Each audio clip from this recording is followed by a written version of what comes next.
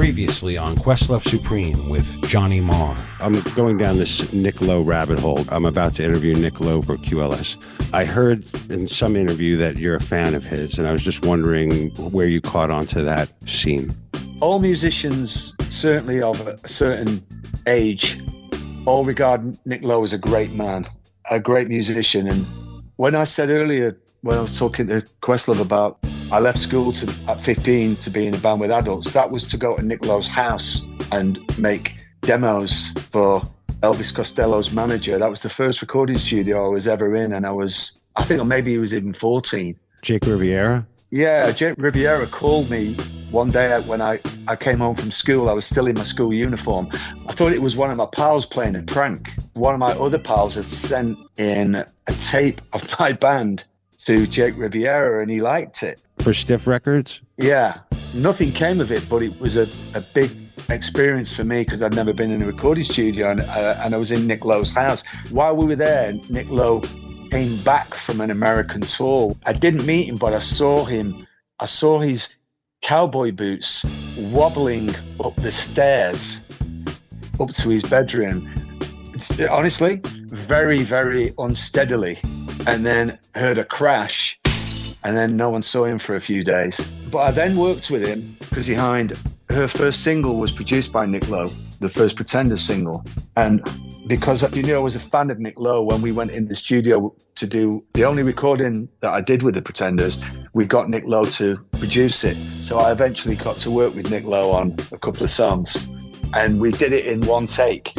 And Nick was like, hey, listen, I know my reputation is that I just say one take, but really the first take was the take, and we did it about 4 times, and then he was right, one take. But yeah, it was cool. Great man. Awesome. Thanks for sharing that. And now Sugar Steve's one-on-one interview with Nick Lowe.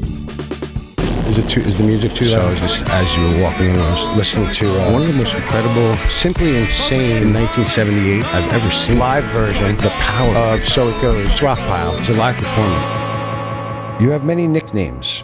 In fact, Nick is your name. But how did you get the nickname The Basher? You're not Sir Basher at this point, are you? No. Arise, Sir Basher. That was Dr. Feelgood used to call me Basher. And because my dad was in the Air Force, the popular sort of story is that all the Air Force guys used to have these rather silly nicknames, Biffo and Biffo's bought it, and that sort of thing. And because my dad was in the Air Force, that was then my nickname. But most people think it's because at the time, in one interview when I was producing records, I said to the interviewer when I was asked about my technique, supposed technique that I had, I said, well, what I do is I tend to bash it down and tart it up later. Tarting it up means sort of prettying it up, record it quickly, and then when you get a good feel, on the music, then you put the hand claps, as you say, and backing vocals, and because the feel is the important thing. But I used the word bash it down. Okay. And people thought that's where Basher came from. I always thought it was bashing on the drums and the bass and a loud punk sound. But so your new album, I want to highlight this because it's great that there's a new album coming out from you, which comes out September 13th, Indoor Safari. So interesting, the story behind this album, where you're able to tour a set of songs and then record the album once you've worked them out on the road. It seems like that's part of what happened here, and also some of them were recorded previously as well, and you re-recorded them or added things. Is that right? That is quite right, yeah. We didn't have any plans to record at all when we first got together. We got together to do Christmas shows, in fact, and we didn't know whether it would work, or be a success, the collaboration. But it turned out we really enjoyed it, and as time went on and we saw the audiences grow, it became apparent that it'd be a good idea to have some sort of recording for sale on the merch table. We had no ambitions really beyond that. And I suppose we could have knocked out an EP of covers, just 3 or 4 covers, but it didn't seem to be much fun in that, and I'd started writing songs with this collaboration in mind. But the problem we ran into was with this simple music, it only really comes together and gets a life after it's been played in front of an audience. Then it gets a personality and gets cool. But just going into studio and knocking out a song, even a simple one, is, well, it can be done, but it doesn't really sort of fly. But anyway, we did our best. The other thing is a recording studio itself. We're sitting in this lovely room here, which you can, as soon as I walked in, this is a familiar to me, a place like this. They're becoming rarer and rarer and rarer. And yes, so we're sitting in this lovely studio, and even though with our group, we've got a sort of modern sensibility about the way we want to present ourselves, as being grown-ups, but playing this young people's music, or young people for our generation anyway.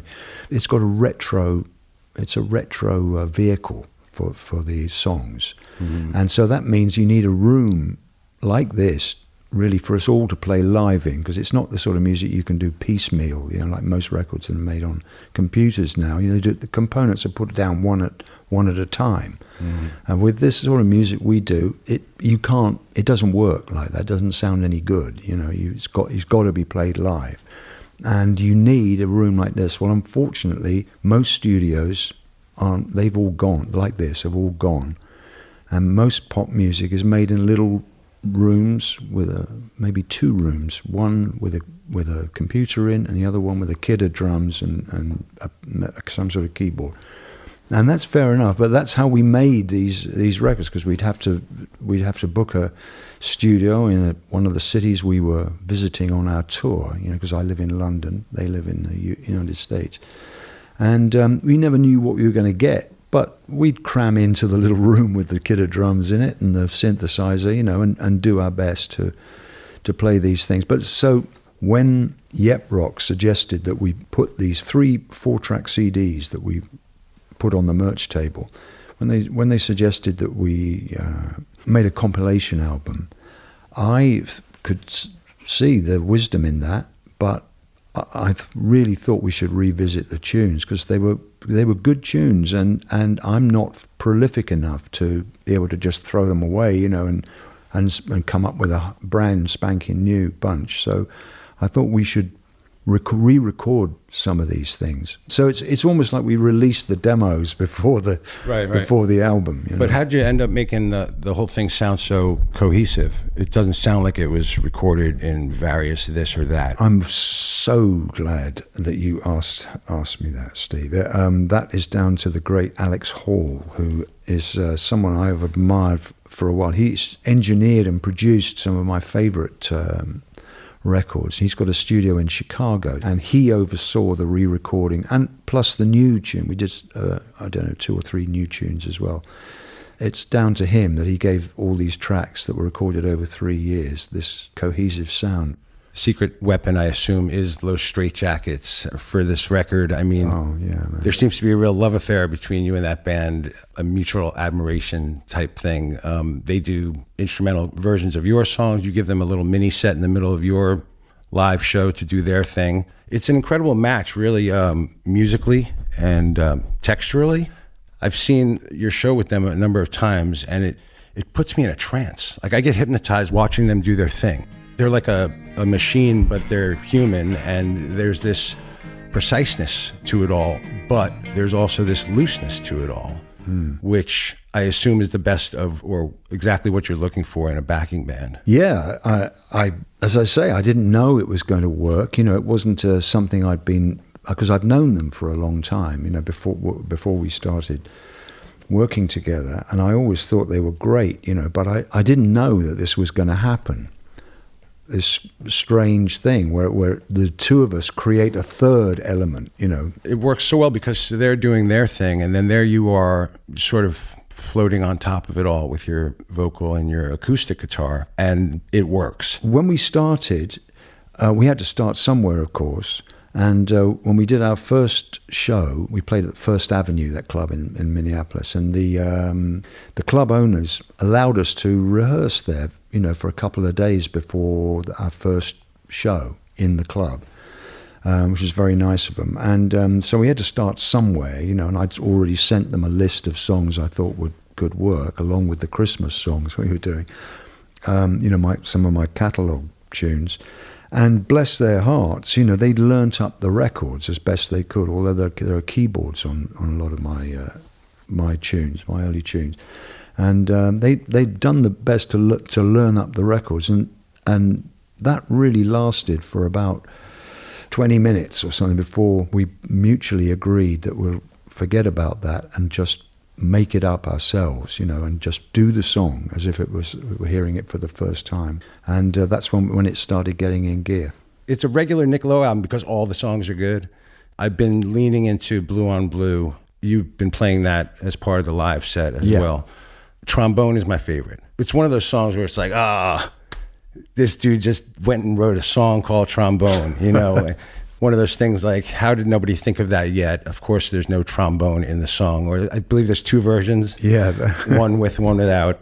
I don't know, but I'm a huge Roy Orbison fan. Was he any influence on you in your life or on that song at all? Actually, what I sort of thought I was channeling was Neil Diamond on that, because it's sort of a trombone, come play your song. You know, so it seemed to. I mean, I heard Nick Lowe, but that climactic ending. Yeah, you know, it feels like. I guess so. Yes, I can't quite do it. You know. Exactly, you hit the Nick Lowe version of that at the end.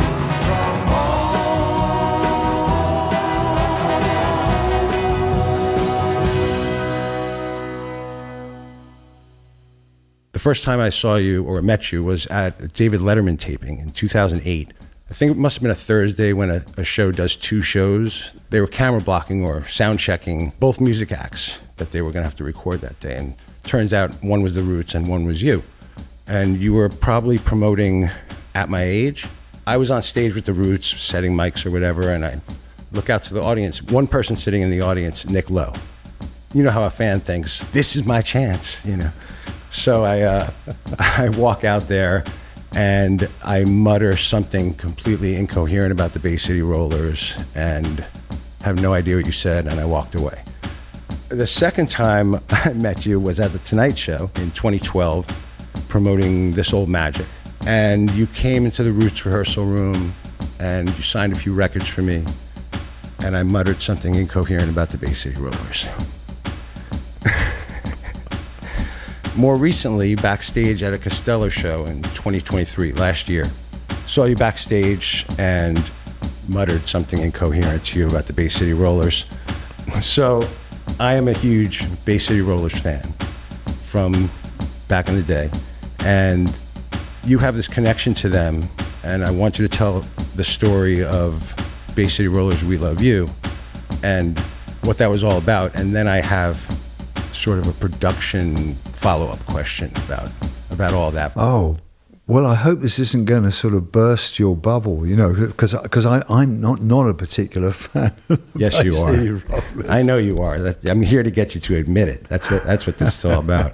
But go ahead, yeah. Well, after the group I was in, Brinsley Schwartz, split up, I was at a bit of a loose end in terms of what to do, because by this time I'd fallen in with a guy called Jake Riviera, who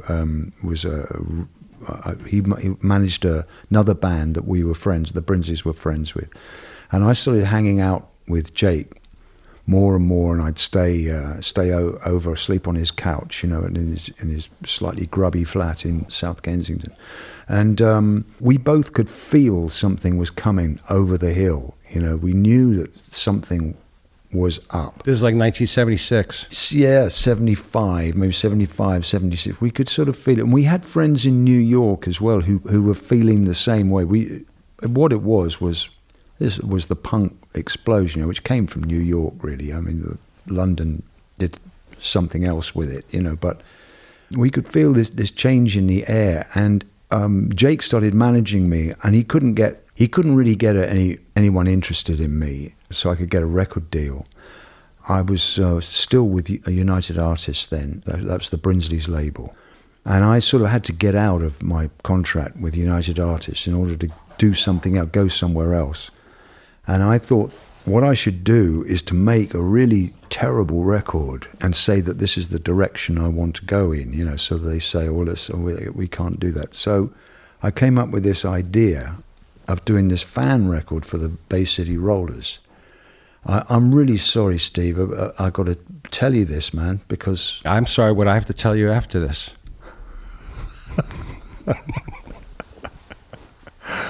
Well, I came up with this song, Bay City Rollers, We Love You, and I got a few cats in to do the record, and we got some the local kids' school in to sing in the chorus, and handed it into United Artists. And instead of them saying that, oh, you know, well, thanks very much, Nick, goodbye, they thought it was really good. And, yes, they did.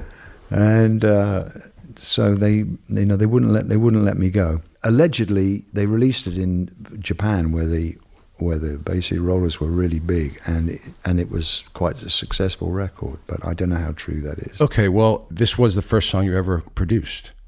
I think it probably was, actually. Yeah. Okay, yeah. So that being said, the production style that you did in this novelty song, or however you want to qualify it, you did a great job, first of all, of making it sound like a Bay City Rollers song, as well as in a later song called Rollers Show. Yeah. What I'm asking you is, do you feel in the making of that record that you might have stumbled upon something that helped to create your later production style, or the production style for Rockpile, or for your first couple solo albums, let's say? Did you find some secret in there, in the engineering, or in the production that maybe you liked, maybe in the arrangements? So my question is, was there anything you discovered that you carried over into your regular productions? It's a great question. You know, I've never thought about that. But I think there sort of was, because I was really... Gotcha. We're all about gotcha journalism around here, so... You're making all our dreams come true. Bay City Rollers, we love you. It took me a long time to become friends with Dave Edmunds. He always was a real loner, you know. And when I eventually got his attention, he let me sit in the studio, and he was recording. I loved his records, you know, and he used to do everything himself. And he would invite me into the studio really as an audient, you know, of one. Mm-hmm. So, and he wouldn't talk to me much, but I'd sit there and watch him. And then it's bit by bit, you know, he'd get me to go and scratch a mic to see if it was on, you know, or drop him in. You know, he used to show me how to drop in his guitar, and he was doing guitar parts sitting at the desk, you know, and then eventually go out and do a hand clap, you know, or go and sing a harmony. And bit by bit, we started doing it together in a way, but I was very much the second class citizen, you know. He did it all, but I watched him very carefully, and he was fantastic in the studio. So you could do this with analog equipment, as you definitely know, that you can make analog recording equipment do stuff that it shouldn't really be made to do, which you can't do on digital. Maybe you can, but it just protests in the most horrible way. You know, It does not. Whereas analog stuff doesn't. And he was so great at playing the desk, you know, making the desk, mistreating it in some cases. Those are the best sounds. Yeah, he was a great influence on me. So when I went to this studio to do the Bay City Rollers, for a start off, it was where all the London reggae records were made. And the guy who engineered it was the guy who engineered all these reggae records. So it had a pretty cool sound. You know, the studio did have a pretty cool sound. And I was also, in my bid to imitate the Bay City Rollers for the purposes of that record, you know, some of their signature tropes, you know, there was a style of British pop records at the time, music that I didn't really like. It was all the top 10 stuff, all had this sort of sound, and I was trying to imitate it. I tried it out to see if I could do it in the studio for this record, to see if I could do a sort of mashup of the reggae engineer with this Bay City Roller sort of sheen, you know, which it was the wrong studio to accomplish that. But it was a little suggestion of it, really. But then I think in the future, I started to get interested in doing slightly anarchic, writing songs which were slightly unusual in some way, but trying to put a sheen of respectability on them, like this kind of corny pop sound, you know, or my version of it anyway. I was trying to imitate it. I didn't know really how to do it, but I've never thought about it till you asked me that question. Well, I mean, you can do corny things as long as you do them in a cool way. Sort of, yeah. So you go, you know, what the hell is this kind of music? Right. And well, what the hell kind of music was it? You know, the Bay City Rollers, they seem to be doing their own version of like a retro thing. I think that was their producers, you know. I think they did what they were told, you know. I'm not really sure. To be honest with you, Bay City Rollers, We Love You does sound like a novelty song, but Roller Show sounds like just a kick-ass song, especially the way it was recorded. But since you segued a little bit into Dave Edmunds, he must be considered one of your musical soulmates. But I want to just, for a second, Terry Williams and Billy Bremner. Can you please tell us a little bit more about the lesser-known two of that band? Billy Bremner on guitar and vocals and Terry Williams on drums. Yes, with pleasure, yeah. They... by the sort of mid 1970s, Dave and I had become more equal, actual friends. You know, I wasn't just his this kid who went and T-boy, yeah, exactly, yeah. So we were more friends, and we used to. I was sort of effectively out of work, really. But we used to, and Dave lived in North London, but in between us was this pub called the Churchill on Church Street, Kensington. Maybe some of your listeners will know. It's quite a well-known pub. And we used to meet there just about every evening and have a drink or two. And we would discuss the possibility of putting a group together. Well, Edmunds was absolutely dead set against it. He said, I've done all that, you know, I was in bands, you know, I don't want to be in a band anymore, until he'd had a couple of beers, and then he'd start changing his mind about it, you know. And then he said, well, if we did, who would we get? So I had a couple of ideas about people, you know, we could maybe approach, and he didn't think much of my ideas. But Terry Williams was the guy who first. He was Welsh also, as Dave was Welsh. And he played with a band called Man, who were a kind of, I was just thinking them as like a kind of San Francisco group. You know, they were like Moby Grape or Quicksilver Messenger Service or one of those kind of groups. I like those bands. Yeah, oh no, they were terrific. Man were great, but Terry was really something, you know. But they were very, very tight, those guys. They were really, really tight. And I said, well, Terry's not going to leave, Man. And Dave said, no, he's not. So therefore, let's stop thinking about it, you know. But anyway, Terry did. So suddenly we had a drummer, and we approached Terry, and he was keen. And then Edmund said, well, who are we going to get to play guitar? No one knows how to play any decent guitar, you know. And then he went to see this group one night. They were a sort of pub group, really, called Fatso. And they were sort of a comedy group, really. But he said they've got a fantastic guitar player, he said, and he can sing. He got really vibed up about it. And it was actually Billy who made Edmunds agree to put this band together. They're fantastic. You know, Terry is really unbelievable. Unfortunately, he doesn't play anymore. Oh, okay. But yeah. Billy Bremner? Billy does. In fact, Billy plays he lives in Sweden now, and he plays with a sort of rock pile tribute group called the Rock Files or something. And they tour. Actually, they sound sort of more like Rockpile than Rockpile did. Many things I noticed about Rockpile, but something interesting, there's no keyboards in Rockpile.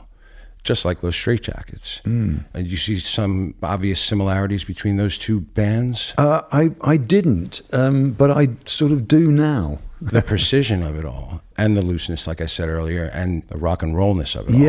Yes. They're quite different players, but in the respect you just mentioned, there's a lot of similarities. I'm a Farfisa Vox guy, with organ. I love that sort of sound when a keyboard is needed, in that era, and piano, of course.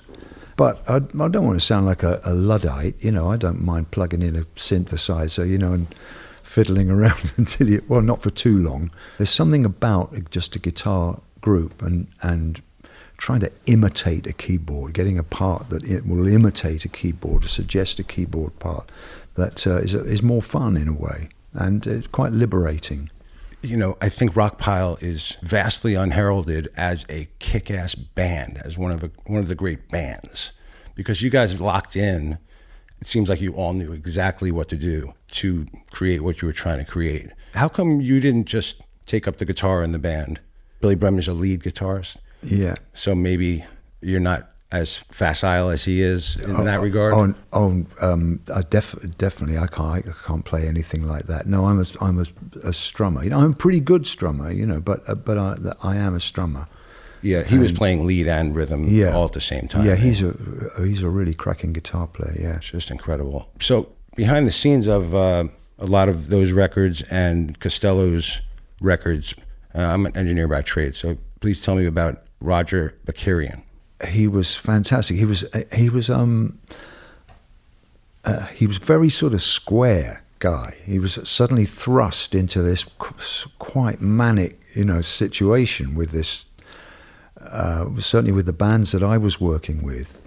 He was a great engineer, and one of those guys who kept his head when everyone was, talking at once and freaking out, and come on, let's do it now, and people used to get very excited when we made records back then. And he was really great at running a really cool ship, and he was a very sort of kind of, I suppose in a way, the stories you hear about George Martin, and the Beatles, George Martin was the sort of square guy. But Roger wasn't old, much older, and he was the same age as the rest of us. But he was a very moderating influence and a really great engineer. Yeah. Yeah, I've stolen a lot of tricks from his records, just trying to figure out and study the engineering on the Costello records that you produced and your own records. I was working with Elvis on a song, and I was treating his background vocals like it was Armed Forces. And he said, how'd you get that sound from? I said, just from figuring it out over the years. And I don't want to get too deep into talking about Elvis, even though you and I, perhaps the two greatest producers of Elvis Costello albums, sitting in one room finally. What was it like just to stand there and watch him make these masterpieces, with your help, of course, his first 5 albums, later Blood and Chocolate? Did you know you were in the middle of something historical in rock and roll? And what was that experience like to be in the producer's chair for Armed Forces, let's say? I really didn't feel like that. It felt totally... just making records. It seemed like everyone had an idea, and there were so many people around at that time that we knew, like Chrissy Hine, for instance, who comes to mind. Joe Jackson was recording when we were doing Armed Forces. Joe was in the daytime. He was in the Eden Studios during the day. We crossed. Wow. He was doing that Better for Girls record with Richard Gothra, and it seemed like there was so many people had ideas, and it seemed like this is Elvis's ideas. I felt at that time very much like you had to serve your time in a sort of a holding pattern, waiting in obscurity, doing shows and going in the vans up and down the country and over to Germany and Holland. We used to play in Holland all the time, waiting for this kind of voice to, I don't know if you have this over here, but in the UK, in banks and the post office and things, you form a line waiting, and suddenly a voice comes, cashier number 5, please. And in this sort of irritating rise and fall voice, and a celestial voice says, cashier number 5. Oh, we have next. That's our version. Okay, well, next will do. Yeah. But anyway, that's what it seemed like. And then your chance comes, and I stepped up. I had my break. My break turned up, and if you hang around long enough, it will come to everyone. Everyone gets their break, and what they do with it, who knows? What are you considering your break? Producing Miami's True or something like that? In the great scheme of things, it probably is. I mean, I did Graham Parker's album. That was the first thing I did. Howling Wind was Yes. the first thing I did. So it could have been that. It might even have been when I got the call to join Brinsley Schwartz's group, which was called Kippington Lodge then. It might have been when I got that call.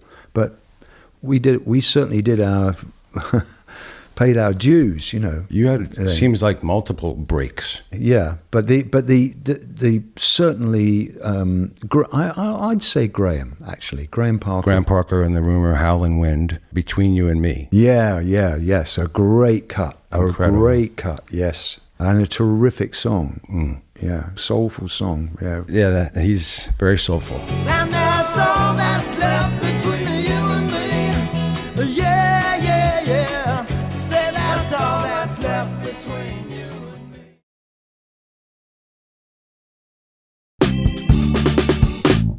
You and Elvis both on Columbia at that time, and Joe Jackson and Squeeze and the Police all on A&M. So was there any kind of competitiveness between what was going on with your scene at Columbia and these other quote-unquote new wave artists that were doing it at A&M with guys like John Wood and Joe Boyd, the engineer producers for them? yeah. Joe Boyd was really a generation before. He was. They did like Pink Floyd and stuff like that, right? Yeah, he was with that lot, and also he did. God, what's the name of the guy? Singer-songwriter who Nick Drake? Yeah, Nick Drake, of course. Yeah, he did a lot of folk rock stuff. Fairport Convention. Yeah. John Wood though was the younger one. Yeah, he was. I can't remember who he. He did all the Squeeze records. Squeeze records. Yeah, of course. Yeah. But A&M seemed to have caught on to whatever you might want to call it. We're not going to ever get to Genre. We don't discussing. want to talk genres. Well, we're not going to. No, unfortunately. We don't want to incur Elvis's displeasure. But yeah, A&M seemed to be hip to that as well. What do most people call it? Post-punk? Does new wave come directly out of punk? I suppose it did, really, wasn't it? The punk thing was over pretty quick and sort of lit a fuse under. I think that's else. what we're taught, is that new wave comes out of punk. But let's not go there. I have too many other questions for the amount of time. I'd rather ask you a couple more random questions, things that I've always been curious about. Something I also asked Elvis was, why were you not at Do They Know It's Christmas? I'm a huge fan of We Are the World and Do They Know It's Christmas. And I asked Elvis, and he said, well, I was dreadfully unpopular at that moment. And nobody thought to call me, basically. Oh, is that what he said? Yeah. Really? Well, because Goodbye Cruel World had just come out. Yeah. Or whatever. No, I've yeah.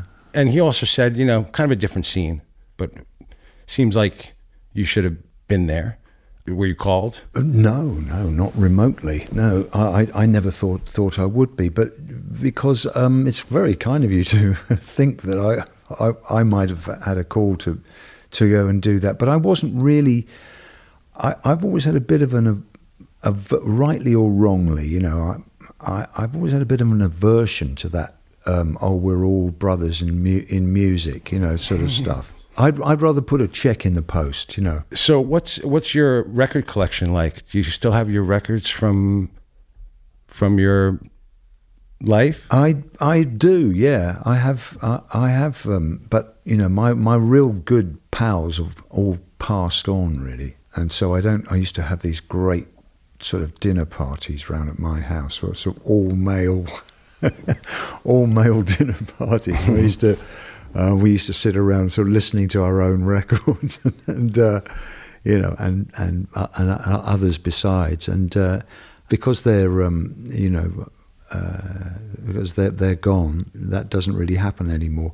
I listen to quite a lot of music now, but not really, I've got sort of rows of dusty CDs, up there that I never listen to them anymore. I've got a really good stereo, which is pretty much unused now. But I listen to lots of music, but like everybody else, I listen to it online. I just want to hear the tunes, that sort of bathing in the sound of a vinyl, on huge speakers, you know, in a darkened room. Sounds.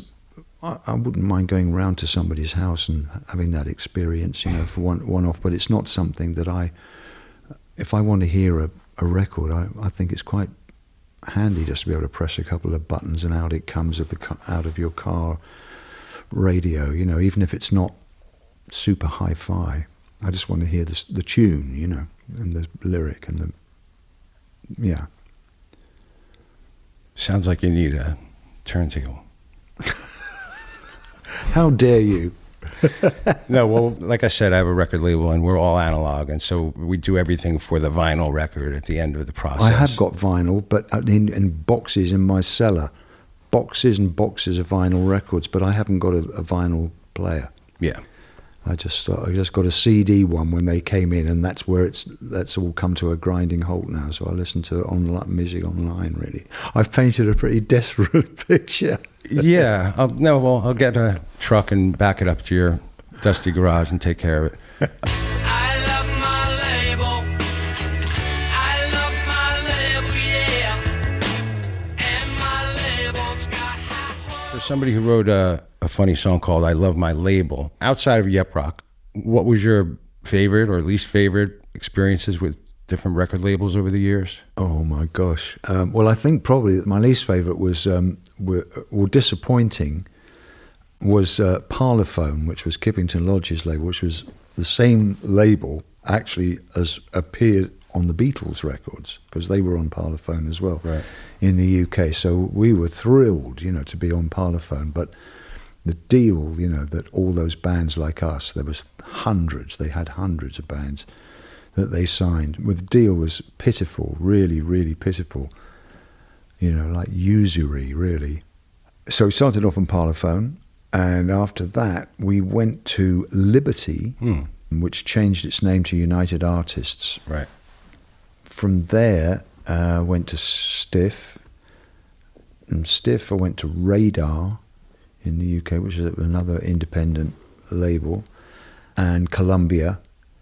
And then after that, I went through a few of them very rapidly. RCA, Warner Brothers, Little Village, I think, were on, it might have been on Reprise. Was Little Village some take on the Traveling Wilburys? Well, no, we had the same drummer, of course, Keltner. Jim Keltner, yeah.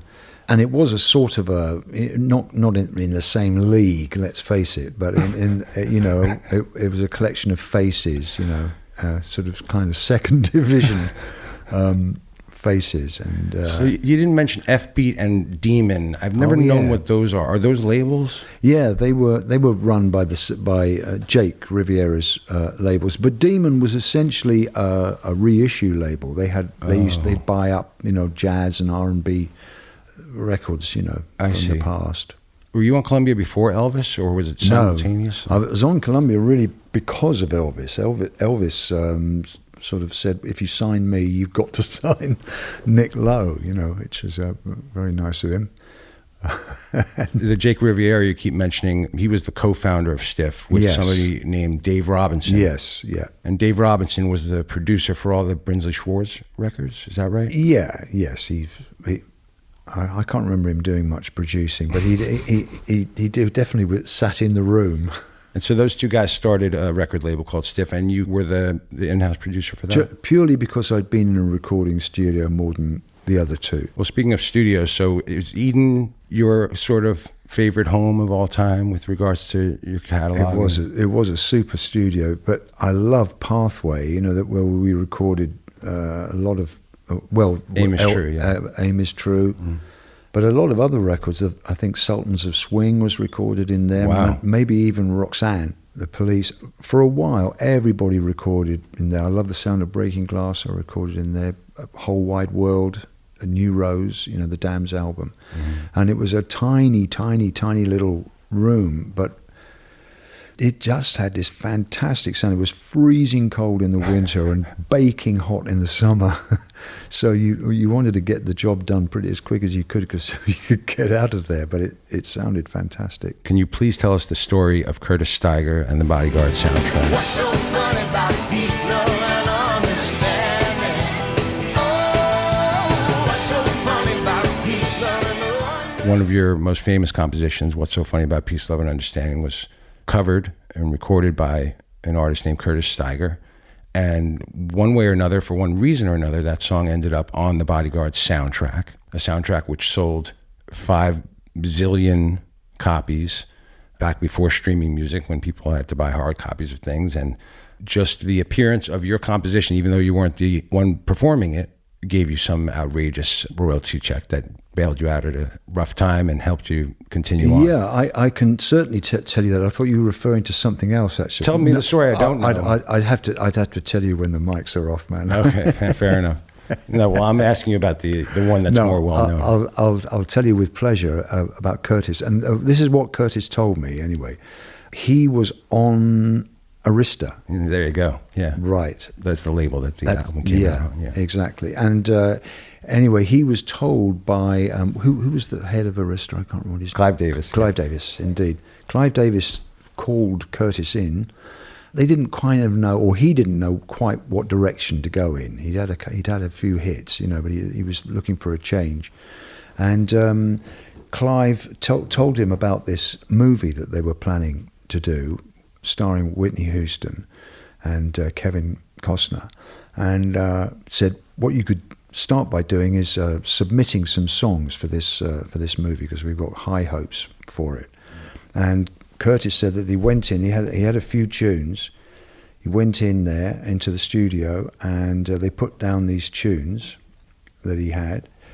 And whoever was overseeing it said, "Have you got anything else?" Rather rudely, in my view. I think it's a bit rude to say that if someone's submitting songs for their own compositions, have you got anything else? And he said, well, no, not really, but we have got this song that we've just started doing in our set, this Nick Lowe song called Peace, Love and Understanding. He said, all right, we'll bung that down. So he did that on the session, and that's the one they picked to put in the movie. And as you say, it sold zillions and zillions, and my cut as writer wasn't actually that much, but when it comes, not very much, multiplied by zillions, turns out to be a very tasty check indeed. And as time went on, as it got bigger and bigger and more, it sold 1 million, 2 million, 3. I thought, no, please, they can't go any higher than that.